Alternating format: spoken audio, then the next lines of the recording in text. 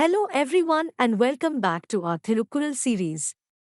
In this video, we will explore Chapter 2, Song 8 of Thirukkural's Aram section, which highlights the importance of rain in our lives. The poet begins by emphasizing the crucial role of rain in our daily lives.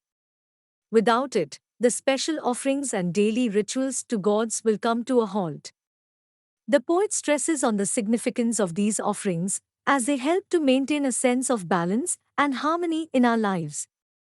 But, if the skies dry up and the rain fails to come, everything will be affected. The crops won't grow, and farmers won't have anything to cultivate. The rivers will dry up, and the animals will suffer. The people will face immense hardship, and the world will become a bleak and desolate place. Therefore, the poet reminds us that rain is not just a physical necessity but also a spiritual one. It is a divine blessing that sustains all life on earth. We must, therefore, appreciate and respect the rain and do our best to conserve it.